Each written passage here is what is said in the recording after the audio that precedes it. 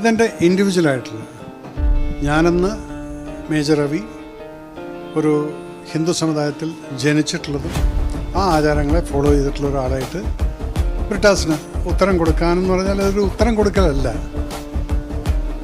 ചില കാര്യങ്ങൾ ചോദിക്കാൻ വേണ്ടി, എന്തെങ്കിലും 4 കയ്യടി കിട്ടാൻ വേണ്ടിയിട്ട് നിങ്ങൾ ഏത് സമയത്ത് നോക്കിയാലും ഈ ഹിന്ദു സമുദായത്തിൻ്റെ മുകളിൽ മാത്രം കുതിര കയറുന്നൊരു സ്വഭാവം ശ്രീമാൻ ബ്രിട്ടാസിനുണ്ട്.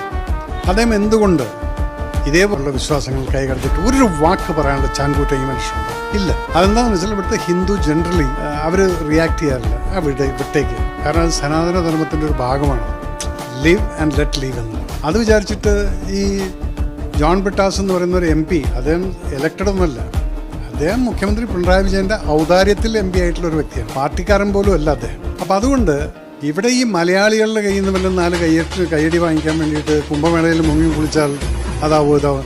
കുംഭമേളയിൽ മുങ്ങി കുളിക്കുന്നത് അദ്ദേഹത്തിൻ്റെ തറവാട്ടിലുള്ള കുളത്തിലൊന്നുമല്ലല്ലോ. അത് ചില ആചാരപരമായിട്ടുള്ള ചില കാര്യങ്ങളിൽ അത് ചില സംഭവങ്ങളൊക്കെ പൈതൃകമായിട്ട് നമ്മൾ ഫോളോ ചെയ്യുന്ന കാര്യങ്ങളുണ്ട്. ഇല്ലെങ്കിൽ ഈ കോടിക്കണക്കിന് 20, 30, 40 കോടിക്കണക്കിന് ആളുകൾ ഒരു സ്ഥലത്ത് സംഗമിക്കുന്നത് അതൊരു വിശ്വാസത്തിൻ്റെ ദിനമാണ്. ആ വിശ്വാസികളെ കയറിയിട്ട് ചൊറിയാൻ നിൽക്കരുത്, അതിനൊന്നും ആയിട്ടില്ല.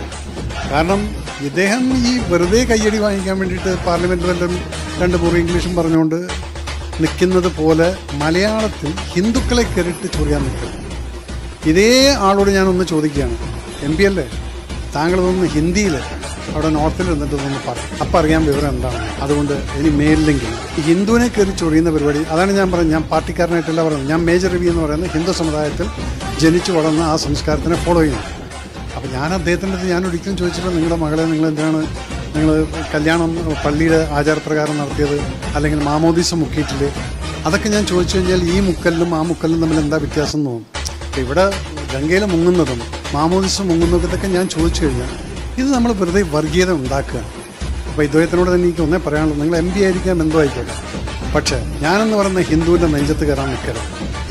അത് നമ്മൾ മിണ്ടാതിരിക്കുന്നത് കണ്ടിട്ട് അത് ഞങ്ങളുടെ വീക്ക്നെസ് ആണെന്ന് ഒരിക്കലും കണക്കാക്കരുതെന്നുള്ള മാത്രം ഒരു വാക്ക് എനിക്ക് പറയാനുള്ളൂ. അതുകൊണ്ടാണ് ഞാൻ പറഞ്ഞ ഒരു പാർട്ടിയുടെയും ബലം എടുക്കുന്നില്ല, ഒന്നും എടുക്കുന്നില്ല.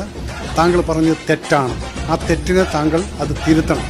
ഞങ്ങളുടെ വിശ്വാസത്തിൽ കയറി ഒരിക്കലും വേണ്ട, അത്ര എനിക്ക് പറയാം.